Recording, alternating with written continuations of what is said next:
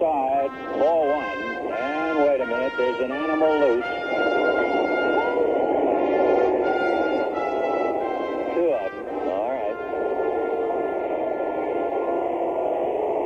I'm not sure what he's doing out there. It looks like he's going to burn a flag, and Rick Monday runs and takes it away from him. And so Monday, I think a guy was going to set fire to the American flag. Can you imagine that? 30 years later, I could not tell you immediately what was on my mind, except what they were doing was wrong. As far as I'm concerned, it was wrong in 1976. It's wrong today, what they were trying to do. The first match was struck, and as it was put to the flag, the wind blew it out, and I'm still running at them. The second match is ignited, and one of them starts to put the match to the flag at the same time I got there. I do know that I thought about maybe bowling them over. But now I can get the flag before maybe the match can get there. So I reached out, picked it up, still on the run. And the first thing that came to mind, you could smell the lighter fluid. That's how much they doused it. And it was soaking wet. You could feel the coldness of this lighter fluid. And I said, well, is it on fire? Well, obviously it was not on fire. Thank goodness it was not on fire. People don't notice, but he beat me to the flag. I was coaching third base at that time. And I saw Rick Monday start running from center field over to left. I didn't know what it was, but as soon as I saw him stop, I took off and I ran out there. Tommy Lasorda, remember, was the third base coach at the time for the Dodgers. It was the year before he became the manager, the year before I came to the Dodgers. Tommy ran past me yelling about every expletive a longshoreman has ever uttered in trying to get to the guys.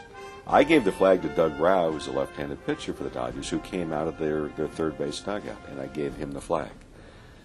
I turned around, the guys are being escorted off the field by members of the security team, and also Duke, the head groundskeeper, was with them too, and he had one of them by the arm, and they escorted him off the field. And it was a very quiet moment. There was a smattering of applause as they got these two guys off the field, and it got quiet again.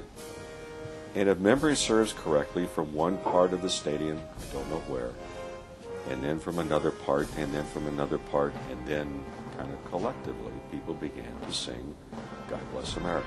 Don't know where it came from. It was a very heroic move on his part in a situation that could have easily just let go. The flag could have easily just burned there until a couple of ushers came out.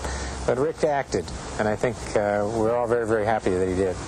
I'm surprised by the response in the greatest sense of the word. Embarrassed by the intention that was focused upon me, because I don't know anyone that would not have done the same thing had they been as close to it as I was. So that being said, I get letters every week from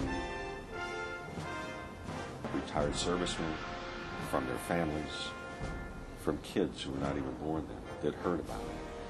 And I started again a little bit more so a few years ago. Major League Baseball had selected that moment, saving the flag, as one of the top 100 moments in Major League Baseball history. So there was a rejuvenation of that entire thing. And from time to time, people ask, well, are you upset because you spent 19 seasons in the major leagues and you're known for primarily stopping two people from burning the flag? If that's all you're known for, it's not a bad thing at all. I think it solidified the thought process of hundreds of thousands of people that represented this country in fine fashion. Many of them lost their lives.